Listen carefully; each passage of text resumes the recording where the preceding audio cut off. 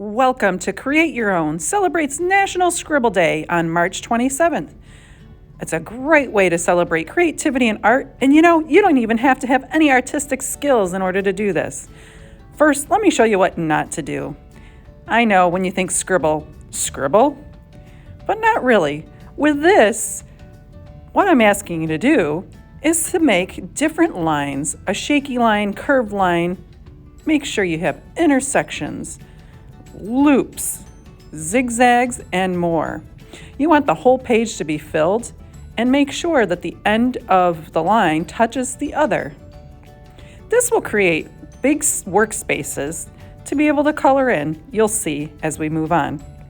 Did you know that some people find doodling as a special art? People who doodle hearts, for example, are someone who are maybe in love or just love.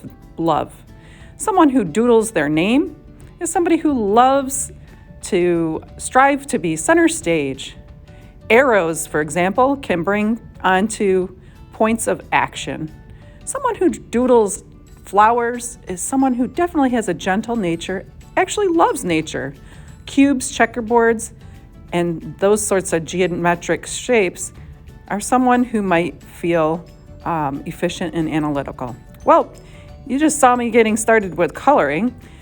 Some suggestions in coloring: start in little sections and go back and forth in the same direction. Take your time and think about what you're doing.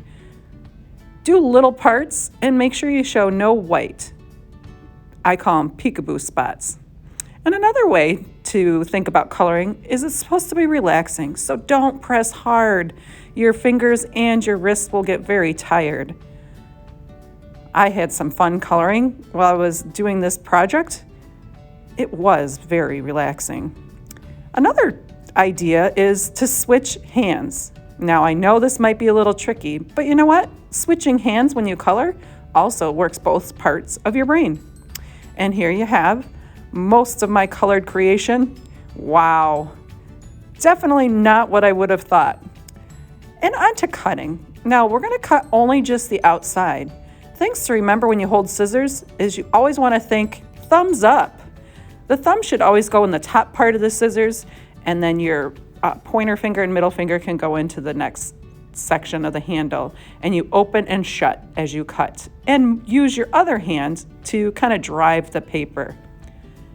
Find a colorful piece of paper for the background, some glue stick, and flip your cut creation out. Flip it over and glue it on down to the background. You might have to adjust. Then you smush it down with your hands, kind of smooth it on out, and there you have it. A great way to celebrate National Scribble Day.